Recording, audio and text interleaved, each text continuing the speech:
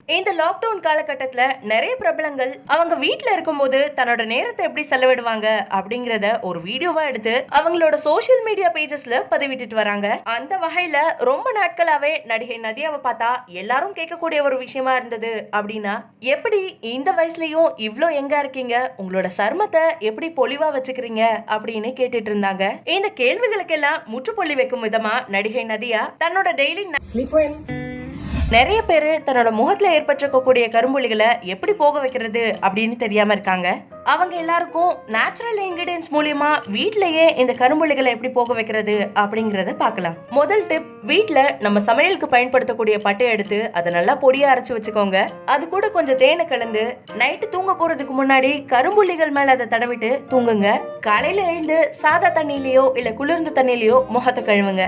ரெண்டாவது டிப், கொத்தமல்லிய நல்லா அரைச்சு வச்சுக்கோங்க. அது கூட கொஞ்சம் பச்சை பால், முகத்துக்கு தடவுற மஞ்சளை சேர்த்து ஒரு கலவையாக்கி வச்சுக்கோங்க. இந்த கலவைய முகத்துல அப்ளை பண்ணி ஒரு 5 நிமிஷம் மசாஜ் பண்ணதுக்கு அப்புறமா 15 to 20 நிமிஷம் வரைக்கும் ஊற வச்சு கழுவிடுங்க.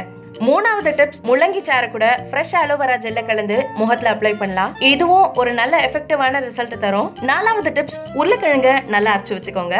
அது கூட வெள்ளரிக்காய், பச்சை பால், தேனை சேர்த்து கலந்து முகத்துல அப்ளை பண்ணுங்க. 30 நிமிஷம் இதை ஊறினதுக்கு அப்புறம் முகத்தை கழுவலாம். அஞ்சாவது டிப்ஸ், கிரீன் டீ இலைகளை எடுத்துக்கோங்க. சுடு தண்ணியில 2 to 3 நிமிஷம் கொதிச்சதுக்கு அப்புறமா அந்த இலையை வடிகட்டி தனியா எடுத்து வச்சுக்கோங்க. இலைகள் நல்லா ஆறுனதுக்கு அப்புறமா அதை மிக்சியில போட்டு நல்லா பேஸ்டா அரைச்சு வச்சுக்கோங்க.